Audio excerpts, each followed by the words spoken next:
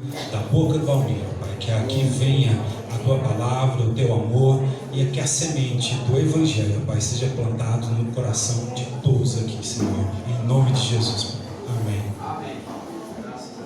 Amém, graças a Deus.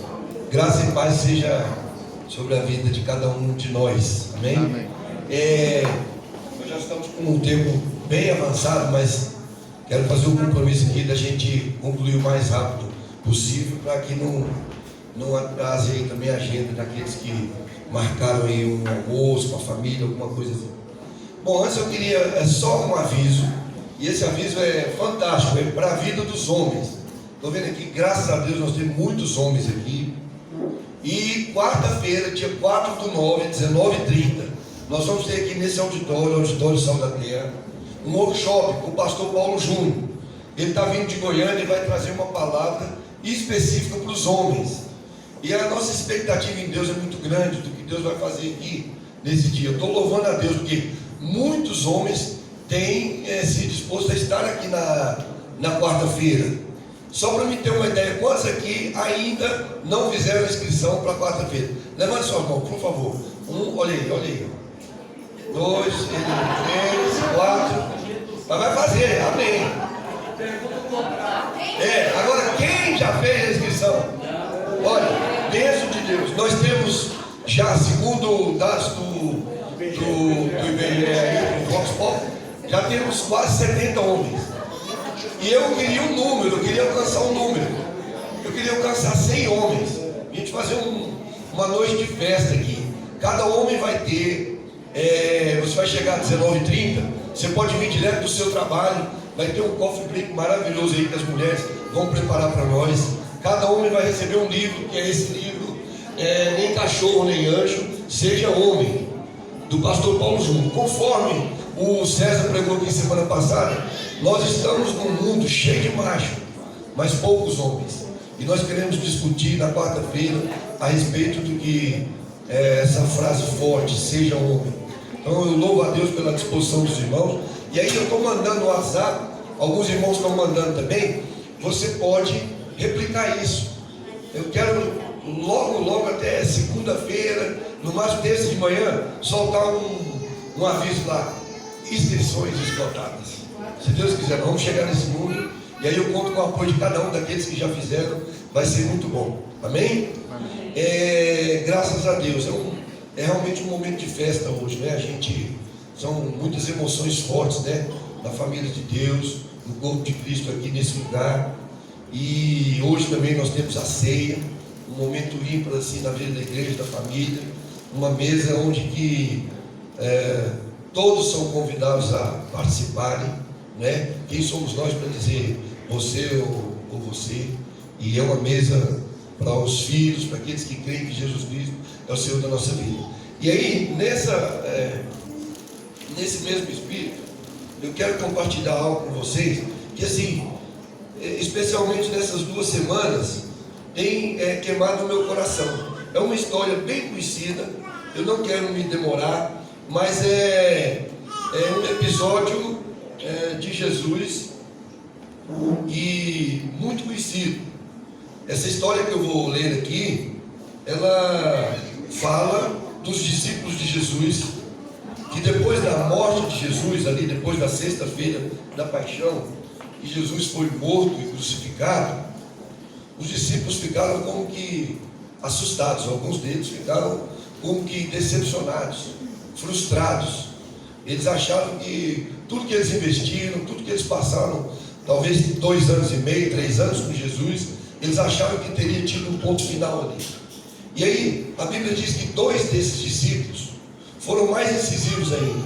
Quando eles viram que Jesus morreu, foi crucificado, eles disseram ou pensaram: acabou tudo.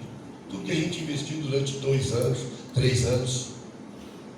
Nós pensamos que Jesus ia vir para salvar esse mundo. Nós pensamos que Jesus ia vir para salvar Jerusalém da mão do Império Romano, que estava estava dominando. E aí, de repente, Jesus é morto e crucificado. Aqueles 2 homens, como diz a palavra de Deus, nós vamos ler aqui, e essa história que eu vou ler fala a respeito dos discípulos no caminho de Emaús, uma história bem conhecida de muitos de nós. E aí aqueles discípulos quando viram o que tinha acontecido, eles, numa linguagem bem popular, eles vazaram, porque as ameaças eram grandes. Aqueles que esperavam o Salvador do mundo, o Rei dos Reis, o Senhor dos Senhores, numa sexta-feira foi morto e crucificado. E aí, na verdade, aqueles homens, eles pensavam que Jesus tinha vindo nesse mundo para fazer a vontade deles, para satisfazer suas necessidades, satisfazer seus desejos. Talvez como alguns de nós aqui, a gente tem essa falsa ideia de que Jesus veio a esse mundo para satisfazer as vontades do Almir, para talvez falar um sim daqueles projetos que o Almir tem. Mas na verdade a gente vai ler na palavra de Deus, a gente vai pesquisar. Jesus nunca prometeu isso. Ele nunca prometeu um reino que ele iria subjugar. Ele nunca prometeu um reino de poder onde ele ia subjugar os seus súditos. Mas ele veio para nos dar vida, e vida em abundância, e vida eterna. E aí eu quero falar um pouquinho sobre essa cidade de Emaús. E para quem já esteve em Jerusalém, eu volto a dizer, minha esposa, o pai dela é de lá, e a gente foi lá e marcou muito a nossa vida. E Emaús é uma cidade que fica entre Jerusalém e Tel Aviv. Nos dias de hoje, Tel Aviv, próximo a Jerusalém, uns 30 quilômetros, e Emaús fica ali mais ou menos uns 11 quilômetros de distância de Jerusalém. Quando aqueles discípulos viram aquela situação, eles pegaram a estrada e foram embora. Talvez eles não morassem em Jerusalém, eles eram de Emaús e foram para Jerusalém para acompanhar Jesus nesse ministério, nessa proposta de Jesus, que era transformar vidas nesse mundo. E aí o que aconteceu? Aqueles discípulos, eles pegaram uma estrada, eles acharam que tinha tudo terminado, eles pegaram aquela estrada do desânimo, a estrada da angústia. E quantos de nós, talvez nessa manhã, a gente veio aqui, às vezes nós estamos olhando para essa plateia linda, que gente bonita, talvez todos tenham que ter o privilégio de olhar esse povo bonito, mas eu posso prever alguma coisa, mas não posso saber o que vai no íntimo do seu coração. Eu não sei como é que você chegou aqui hoje. Talvez os projetos que você vem buscando de Deus, talvez não deram certo, talvez você está frustrado naquilo que é o seu casamento, talvez você está frustrado, como o Jefferson falou aqui, o Márcio, nos relacionamentos com pais e filhos, você não se dá bem com seu filho, você acha que seu filho não te ouve, você acha que ele não te obedece, e Deus não te dá uma sabedoria bastante para que você possa lidar com essa situação. Talvez você pegou esse caminho de Emaús, e Emaús, na palavra de Deus, diz que era uma cidade de águas termais, como Caldas Novas. E é interessante, quando a gente vai para Caldas Novas, a gente já pensa em relaxar, em baixar a guarda. Você entra naquelas águas ali, parece que você não consegue quase que sair da piscina para ir para o quarto, porque dá uma moleza. E talvez esses discípulos, diante de tanto que eles já tinham vivido, tantas coisas, talvez até perseguições, quando o negócio deu zebra, eles pegaram a estrada. E eles pegaram a estrada do desânimo, da desistência. E aí eu quero que você abra, por favor, eu vou ler rapidamente também, lá no livro de Lucas 24, no versículo 13 a 36.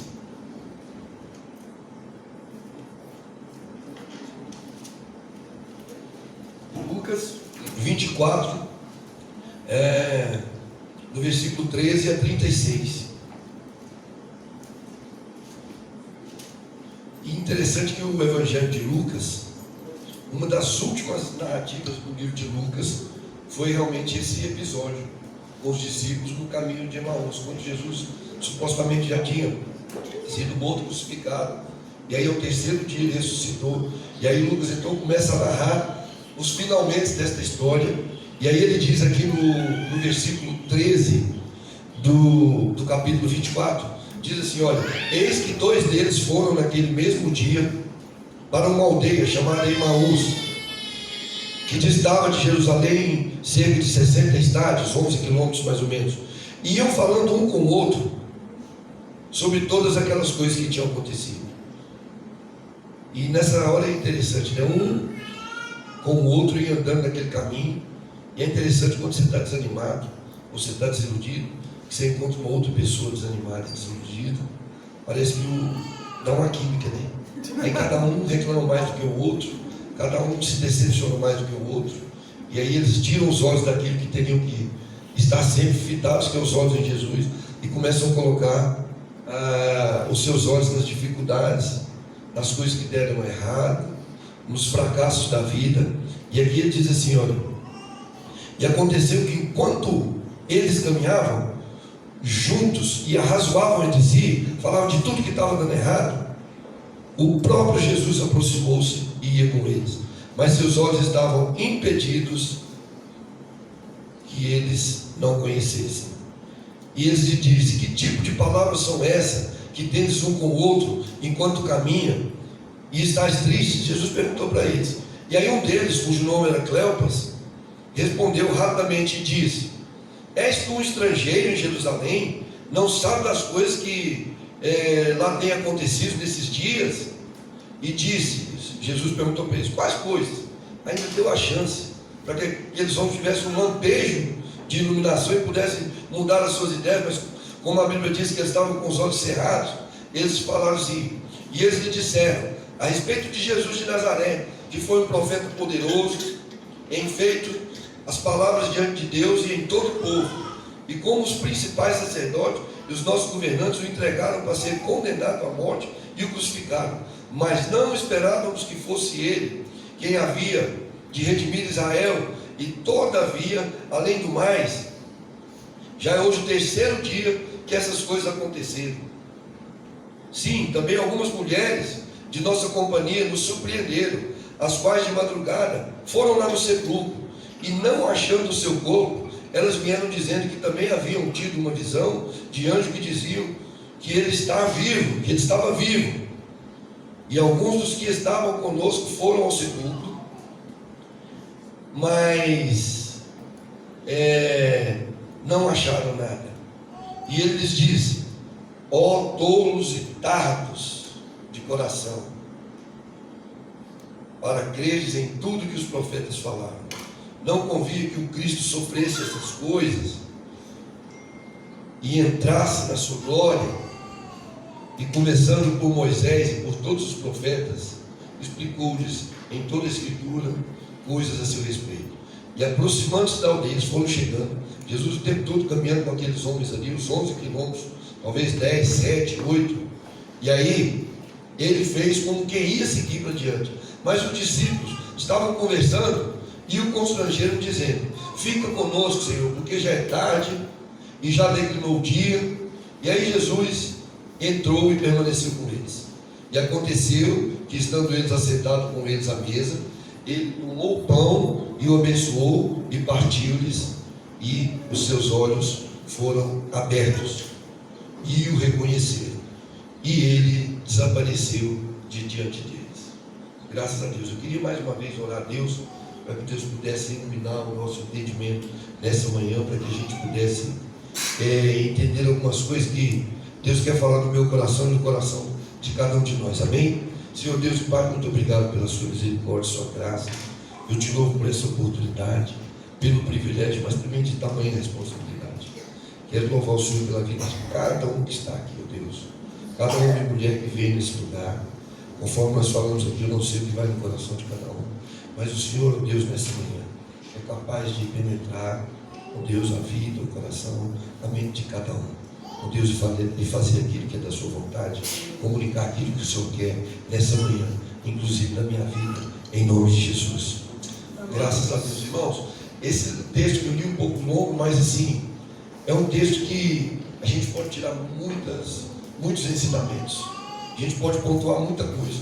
Um dos primeiros pontos que eu quero destacar é que aqueles discípulos andaram com Jesus, estiveram com Jesus, ficaram juntos, caminharam, viram milagres, viram prodígios de Jesus, conversaram com eles. Alguns deles se deitou no peito de Jesus, tiveram intimidade com o Pai, sentiram o que havia no coração do Pai.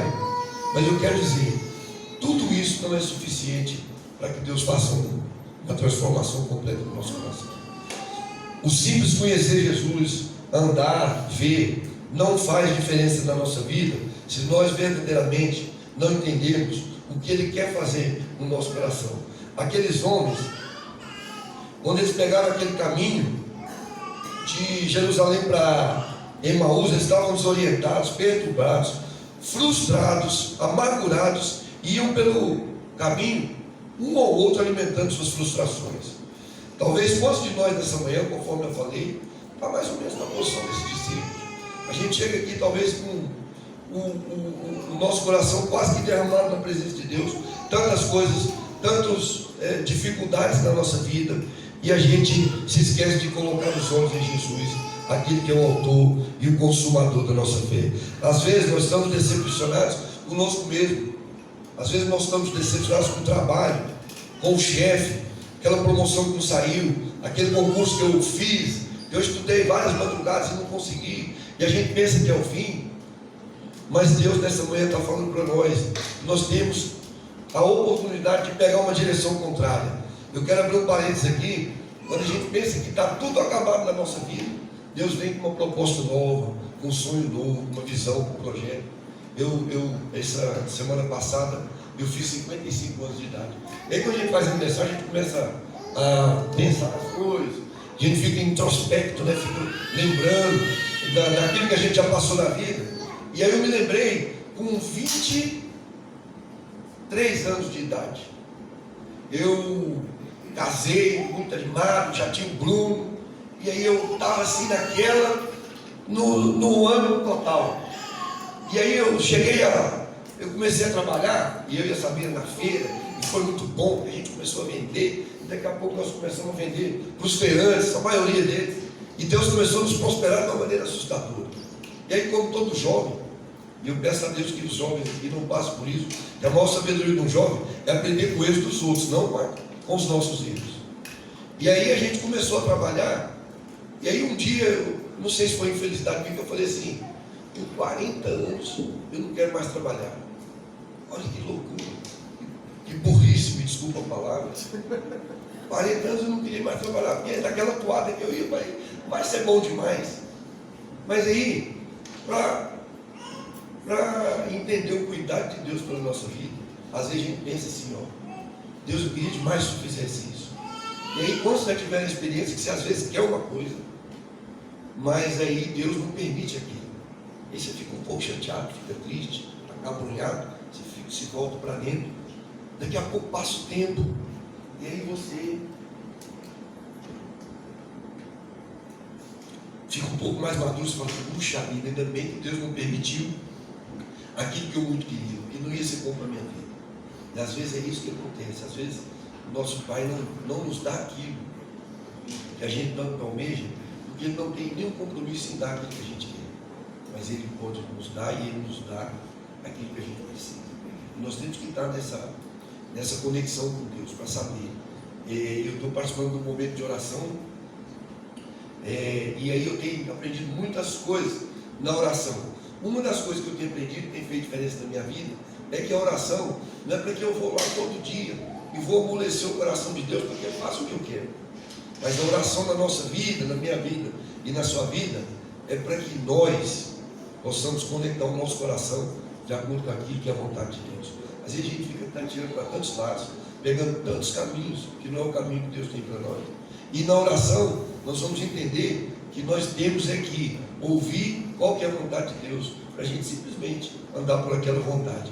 E aí, voltando aos 40 anos, quando cheguei aos 40 anos, talvez foi o pior momento da nossa vida em termos de finanças, porque a gente estava assim, zero, e aconteceram algumas coisas na nossa vida que deu um reviravolta total na nossa vida.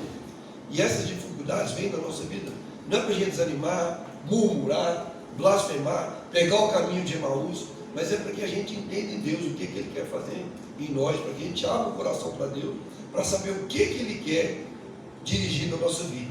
E aí, eu me lembro dos meus 40 anos, a vida lembro. Fizeram uma festa lá com 20 pessoas, só os homens, uns amigos meus pequenos. Uns copinhos descartáveis, mas eu nunca vi uma festa com tanta intensidade, tanta palavra de Deus, de ânimo. E às vezes hoje a gente fica tão empolgado com festas de arromba, e na verdade Deus quer falar conosco na simplicidade. Não que eu não gosto de uma festa bonita, mas me marcou muito os meus 40 anos. O Cristiano foi uns copinhos descartáveis, umas Coca-Cola, umas Fanta, e meus amigos tudo ali, orando pela minha vida, que foi uma festa que marcou na minha vida. E aí Deus, às vezes, Ele quer nos deixar marca que faz a diferença na nossa vida. Eu jamais vou esquecer aquele momento, tanta dedicação, a Samira organizando aquela festa. Amor, não vamos fazer festa, não, nós não estamos no momento que você faz, não, nós vamos fazer. Seus amigos vão vir aqui em casa para orar pela sua vida. E foi tão interessante, vieram mais ou menos 20 amigos, ela arrumou um compromisso, saiu, deixou meus amigos ali, nós oramos, pudemos conversar, e aquilo marcou a minha vida. Mas o que eu quero dizer com isso? Que nesse caminho de Emaús, de angústia, de frustração, não desista. Às vezes você está aqui hoje e o caminho está estreitinho. Às vezes você está andando, lembrando só do que poderia ter acontecido. E na verdade, no fundo, você pode estar pensando que Deus esqueceu de você. Que Deus não cumpriu aquilo que Ele havia prometido. Mas às vezes nós é que estamos equivocados. O segundo ponto que eu quero destacar é que aqueles homens, quando eles pegaram o caminho de Emaús, eles ficaram presos na sexta-feira. Na sexta-feira de morte, uma sexta-feira nublada, de muitos ventos contrários. E aqueles homens saíram de Jerusalém com aquela imagem da morte de Jesus sendo crucificado. Sendo que durante esses 2 anos e meio, 3, Jesus andando com eles, fazendo milagres, prodígios, ele falava: eu vou entregar a minha vida, mas vou ressuscitar o terceiro dia. E eles esqueceram daquela promessa de Deus para a vida dele. E muitos de nós às vezes esquecem muito rápido do que Deus prometeu. Às vezes as pessoas são usadas por Deus para trazer uma palavra para a minha vida, para a sua vida, e aí você incorpora aquilo e crê, mas daqui a pouco as circunstâncias vêm e tira a gente daquele ideal, daquela promessa que Deus fez, e nós não podemos nos desviar. Essa questão da sexta-feira é interessante. Eu estava esses dias conversando com o Bruno. A gente vê muito na internet falando assim: olha, sexta-feira, sextou. E o povo parece que trabalha a semana toda para chegar na sexta-feira. E é incrível, né? Porque talvez a pessoa gosta tanto da sexta-feira, que aí depois lá na frente eles falam: agora é segunda-feira. E eles odeiam o dia de segunda-feira. Mas eu quero dizer que para a nossa vida, sexta-feira é bom, mas não podemos deixar nós ficarmos arraigados na sexta-feira. Na nossa vida, o que vale é o domingo da ressurreição. Nós temos que andar em direção ao domingo que Jesus ressuscitou para fazer diferença na nossa vida. Senão nós vamos ficar presos na sexta-feira. Nada do que a gente fizer vai nos trazer ânimo. E lá em Isaías 61, diz que o Espírito do Senhor Deus está sobre mim, porque o Senhor me ungiu. Essa vida deu um específico com relação à casa da Vanessa e do Ronaldo. E nós temos que nos livrar dessa síndrome de Emaús. Qualquer coisa que acontece na nossa vida, a gente quer pegar um caminho, quer pegar um atalho, a gente quer desanimar. 1, 2, 3, não brinco mais. Mas maior é o que está em nós do que o que está no mundo. Nós não podemos tirar da nossa visão, daquilo que a gente quer mirar sobre aquilo que Jesus prometeu que vai fazer na nossa vida e já fez. As pessoas não conseguem se libertar das suas mágoas porque elas não conseguem liberar perdão. Às vezes o seu caminho de angústia, aí você fica buscando qual que é a razão, isso ou aquilo. Talvez seria liberar perdão na vida do seu marido, da sua esposa, do seu patrão, do seu sócio. Tantas coisas que às vezes vem roubar a nossa alegria, roubar a nossa atenção. Amém? Amém. E eu quero dizer que ressurreição nessa manhã, para a vida de cada um de nós, é algo que traz você da morte para a vida. É algo que faz com que você deixe de pensar tantas coisas difíceis na sua vida e traga uma vida genuína. E ressurreição significa levantar, erguer. Talvez quantos de nós nessa manhã nós precisamos levantar, erguer, deixar de lado aquilo que nos amarra.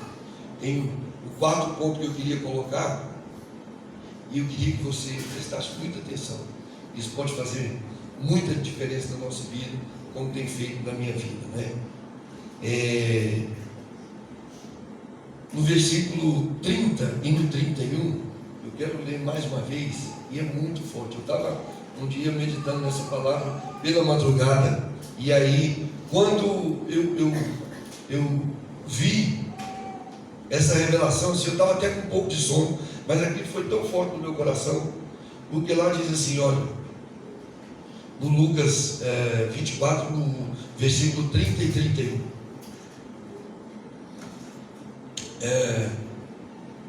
diz assim, vou ler aqui na Bíblia, e aconteceu, já no final, que estando assentado com eles, Jesus aceitou o convite dos discípulos e entrou para dentro da casa deles, para ter uma ceia ali naquela noite. E aconteceu que, estando assentado com eles à mesa, ele tomou o pão e o abençoou, e partiu-lhe e deu para cada um deles. Diz aqui a palavra de Deus no versículo 31, que quando Jesus fez esse ato de partir o pão, imediatamente aqueles discípulos reconheceram que era o Jesus que estava ali com eles. Eles vinham no caminho, 11 quilômetros conversando, e eles estavam com os olhos cerrados, eles não perceberam que era Jesus. Mas quando Jesus pegou aquele pão e partiu, a Bíblia diz que imediatamente os olhos dele foram abertos. E mais do que isso, Jesus desapareceu diante deles. E é interessante, né? Jesus desapareceu diante dos discípulos. Que coisa estranha, que coisa assim fenomenal. E sabe o que aconteceu? Quando Jesus desapareceu diante dos discípulos, Jesus entrou nos discípulos. Incrível, né? Jesus entrou dentro dos discípulos, porque ele desapareceu dali. Aonde que Jesus foi? E a palavra de Deus nos afirma, nós temos base para afirmar que Jesus naquele momento entrou nos discípulos. Lá em Colossenses 1:27 diz que Cristo em nós é a esperança da glória. Gálatas 2:20 diz que assim já não sou eu quem vive, mas Cristo vive em mim. Ele não vive do meu lado, ele não vive andando comigo. Jesus Cristo vive em mim. Gálatas 2:20 diz que assim já não sou eu quem vive, mas ele vive em mim. 1 João 4,15: qualquer que confessar Jesus, o Filho de Deus, está nele e ele em Deus. Romanos 8,1: não há condenação para os que estão perto de Jesus, não, para os que estão em Cristo Jesus. Ezequiel 36:26-27: porém o meu Espírito em vocês, não é do lado, não é caminhando junto, é Jesus em nós, não é? 1 Coríntios 3,16: vocês não sabem que sois santuários de Deus? Deus habita no nosso coração, Deus habita dentro da vida do Caio, Deus habita dentro da vida do Leopoldo. Jesus não está do nosso lado. Isso é muito forte para a nossa vida, porque isso faz toda a diferença. Às vezes a gente fala, não, mas Jesus esqueceu de mim, Jesus não está aqui, eu estou orando, ele não está ouvindo. Mas a promessa dele, são vários versículos, eu juntei muitos versículos. Se vós estiveres em mim e as palavras estiverem em vós, então Deus está todo o tempo nos dando provas concretas de que Ele está conosco. E a Bíblia diz que quando aqueles discípulos viram aquilo, que Jesus partiu no pão, e Jesus sumiu e entrou neles, a Bíblia diz que aqueles homens mudaram totalmente. Eles foram imediatamente para Jerusalém, de onde eles viam 11 quilômetros. Eles não esperaram amanhecer o dia. Quando Cristo Jesus entra na nossa vida, algo novo acontece, a gente fica motivado, a gente fica animado. Aí só para um parênteses, quando aqueles discípulos saíram para ir para Jerusalém, eles queriam no coração deles avisar rapidamente: olha, nós estivemos com Jesus, ele ressuscitou. Jesus teve um encontro com aquelas mulheres ali pela manhã, para falar justamente para elas, através dos anjos, que ele havia ressuscitado. As mulheres aprontaram uma confusão, não acreditaram, não entenderam no que estava falando. E Jesus naquele dia, ele abriu mão de novo para ir em nossa direção. Ele foi falar com as mulheres, ele foi andar com os discípulos, e à noite ele foi estar com os discípulos que estavam morrendo. Quando Cristo entra na nossa vida, algo sobrenatural acontece. Nosso desânimo vai embora. Aquelas derrotas que a gente aparentemente pensa que teve, Deus faz algo novo na nossa vida. E é interessante que a gente, quando Jesus sentou com aqueles discípulos, e eles estavam com eles ali conversando na mesa, e a Bíblia diz que quando ele partiu, os discípulos viram as marcas na mão de Jesus e viram a forma com que Jesus partia o pão. Aí eu quero fazer uma pergunta para mim e para você nessa manhã. Quais têm sido as nossas marcas que nós temos deixado na vida das pessoas? Será que a gente simplesmente entra e sai e nada de perceptível acontece? Foi muito forte esse momento aqui, o Marlon chegando, o Ronaldo e a Vanessa indo, e a Samira falou aqui com muita propriedade. Esse casal, essa família, passaram por aqui, estão passando e marcaram as nossas vidas. E eu, o que eu estou fazendo? O que eu estou marcando a vida das pessoas? Eu me lembrei essa semana, nós estamos vivendo uma experiência muito profunda lá na minha empresa, no nosso trabalho. Está aqui a Andressa, que trabalha conosco lá na parte administrativa, contábil. A Samira, uma excelente gerente financeira lá, graças a Deus. Mas essa experiência que eu quero contar é o seguinte, é com relação às marcas de Cristo na nossa vida. Nós assumimos a empresa efetivamente daqui 2 meses, vamos fazer 1 ano, em 30 de outubro. E nos 12 anos que eu tenho essa empresa, eu nunca tive a oportunidade, talvez, de fazer uma gestão completa igual nós estamos fazendo agora. Nós estamos tentando mudar várias coisas. E eu digo para as pessoas lá, onde a gente trabalha, que é um shopping popular, eu e a Samira, a Andressa, a Márcia, minha cunhada que trabalha, os funcionários, eu tenho colocado na mente e no coração dessas pessoas de que nós temos que trabalhar incessantemente para ver, para saber como é que a gente pode melhorar a vida daquelas pessoas. Eu não posso ser tão somente um consumidor bigolim para satisfazer os meus desejos financeiros e os outros lá que se explodam. Então Deus tem mudado essa mente nossa. E aí a gente tem tido uma experiência. Eu faço questão assim, sabe, quando eu chego, cumprimentar todo mundo, um sorriso. O que custa? Não vai arrancar pedaço. Você dá um abraço, pegar na mão, conversar como é que está. Tem gente que não gosta nem de perguntar como é que está, porque o outro vai responder e você não tem tempo para poder ouvir. Mas eu tenho feito esse exercício. Desde a pessoa que está lá limpando, tem um rapazinho lá, só dele olhar para a gente, ele já comunica assim, uma virtude, um amor tão grande. Eu tenho tido atenção para essas pessoas, que talvez outros não vão ter atenção, e é incrível. Não é porque a gente é melhor que ninguém, mas nós temos tido uma experiência tão fantástica lá. E aí tem um rapaz lá, né, que ele já está com a gente há muitos anos.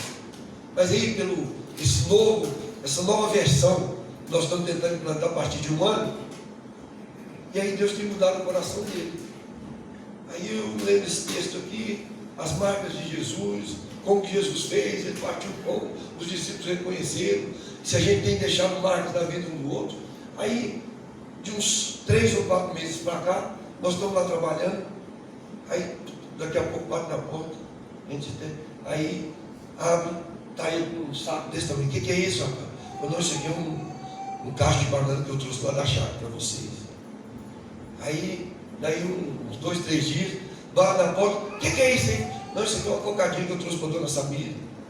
Isso aqui é um queijo que eu trouxe para a Andressa. O que é que nós fizemos para aquele homem, para que ele pudesse fazer aquilo? Quanto custa uma cocada? R$2, R$3. Mas atenção, o coração, as marcas que nós estamos deixando na vida das pessoas vão constrangindo ao ponto delas quererem fazer alguma coisa pela nossa vida. E é interessante, às vezes, tem hora que o horário dele é pela madrugada. Eu levo cada susto, ele me liga, ô São Vitor, te ligando para dizer que está tudo bem aqui. Meu Deus do céu, rapaz, vai ser me mata no coração. Mas é o cuidado de Deus, são as marcas que a gente tem que deixar na vida das pessoas. Então, quais são as marcas que nós estamos deixando? Lá no seu trabalho, às vezes você chega lá, fala, já estou muito chateado aqui, não vou nem cumprimentar ninguém, ou não relaciono. Mas Cristo nessa manhã está falando para cada um de nós, que Ele, assim como aqueles discípulos reconheceram, através das atitudes de Jesus naquele momento, Ele está falando para nós. Talvez nós podemos mudar um pouquinho, não arranca pedaço, não custa. A gente ter mais atenção pelas pessoas, ser realmente relevante na vida das pessoas, olhar um pouco mais para os outros, parar de ser consumidor. Às vezes a gente só se aproxima das pessoas na perspectiva daquilo que a gente sabe que a gente pode receber dela. Mas o nosso coração tem que ser mudado. Eu tenho que me aproximar das pessoas na perspectiva do que eu posso oferecer, do que Deus já me deu.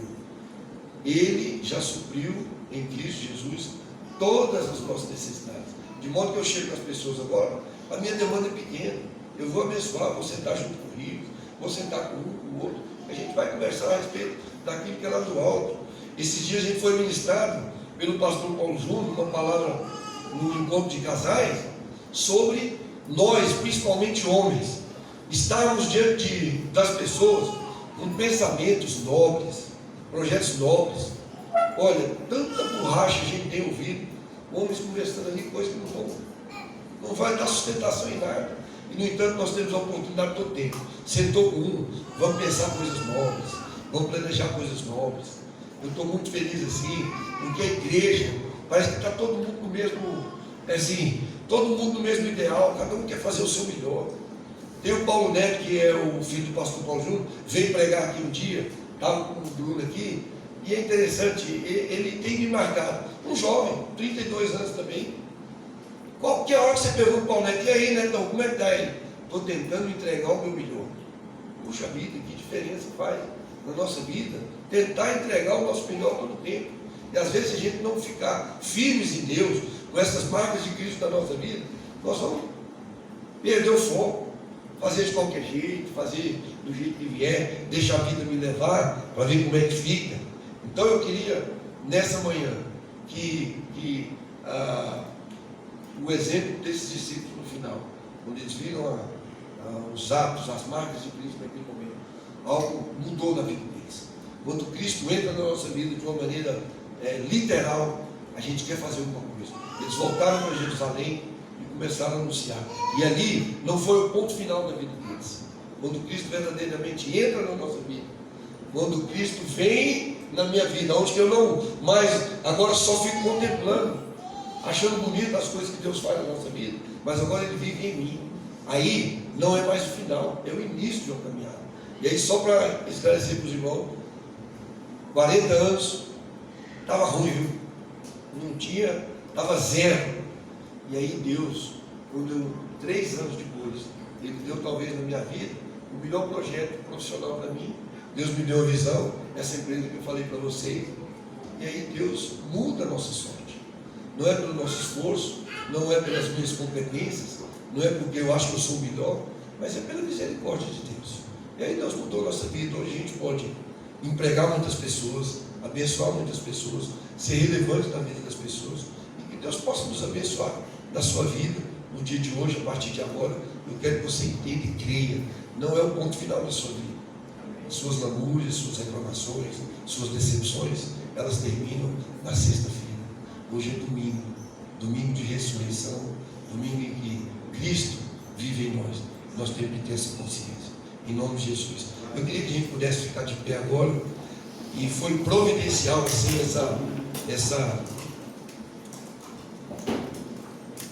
essa ceia no dia de hoje, né?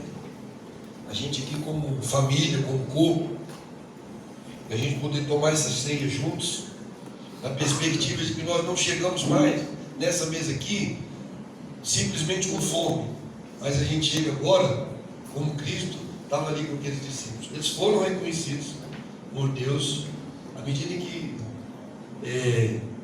Jesus pegou o pão, e como era uma viagem longa, ele poderia ter pego o pão e comido, satisfeito logo as suas necessidades. Mas não, quando ele pegou o pão, ele partiu. No que ele partiu, os discípulos entenderam: esse é o nosso mestre. Esse aí parte o pão como ninguém parte, porque ele não visa primeiro as suas necessidades, ele visa partir o pão, ele visa alimentar o outro. E aí Paulo já escrevia isso, falou assim: ó, a reunião de vocês reúnem e cada um chega com fome e quer comer e mata logo a fome. Mas não, vocês chegam e esperem pelos outros, repartam o que vocês têm com os outros. Essa é aquilo que é a lição que Deus nos ensina. E aí a gente quer nessa manhã repartir o pão entre nós, um momento sublime assim, do corpo de Cristo, da igreja de Jesus na terra. Ele deixou esse memorial para que a gente, ao partir o pão, a gente saiba que nós não estamos correndo atrás primeiro dos nossos interesses, mas nós estamos olhando uns pelos outros.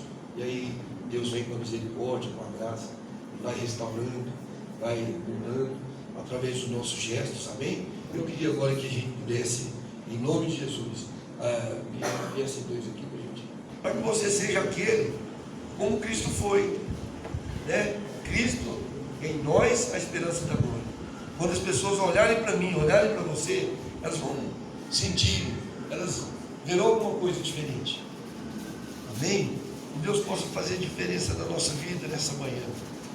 Que a gente possa cada vez mais colocar os nossos olhos naquele que é o autor, o consumador da nossa fé. Amém? Você pode repartir o pão, pode declarar uma palavra aí com o seu irmão, com o seu vizinho que está ao seu lado, no momento em que Deus pode ministrar na vida dele através de você. E agora, Cristo não está mais do nosso lado, Ele não está mais andando com a gente, mas Ele vive em nós. A Bíblia diz que nós somos templo do Espírito Santo de Deus. Então, por que não cuidar desse templo, cuidar dessa morada tão preciosa de Deus que é a nossa vida, que é o nosso coração? Amém?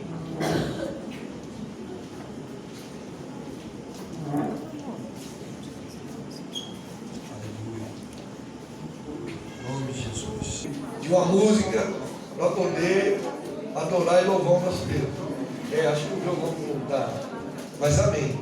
Graças a Deus.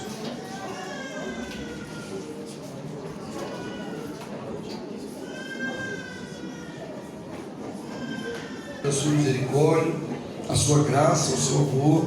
Nós te louvamos, ó Deus, em nome de Jesus, por esse momento de ceia, do compartilhar do pão, de nos alimentarmos uns aos outros, ó Deus, e saber que as nossas necessidades já foram supridas. E agora nós podemos abençoar, podemos ser solução de Deus na vida do nosso irmão, podemos ser aquele que sacia a fome do outro. E agora nós te pedimos, nós te louvamos, ó Deus, pela vida de cada um aqui. Te pedimos agora, ó Deus, do compartilhar desse vinho, desse cálice, ó Deus, que a alegria do Senhor, que a nossa força possa ser derramada sobre cada vida aqui, cada coração. Ó Deus, onde havia tristeza, nós queremos declarar a alegria. Onde havia o desânimo, nós queremos declarar o ânimo do Senhor na vida de cada um.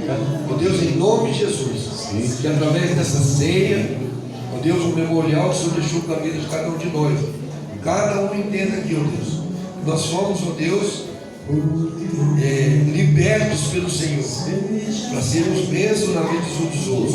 Portanto, o desânimo, ó Deus, as frustrações, ó Deus, aquilo que nos aprisiona, não nos aprisiona mais. Nós somos mais do que vencedores em Cristo Jesus. Nós te louvamos e te agradecemos, no nome do Senhor Jesus. Amém, amém. Podem distribuir o vinho, por favor? Nossas vidas, como nós, Meu coração estava triste, agora não está triste mais, porque é derramar sobre a nossa vida o vinho da alegria, o vinho da cura, o vinho que sara. É interessante, né, que o vinho, para ele ser produzido, as uvas são esmagadas, mas o produto final é a alegria.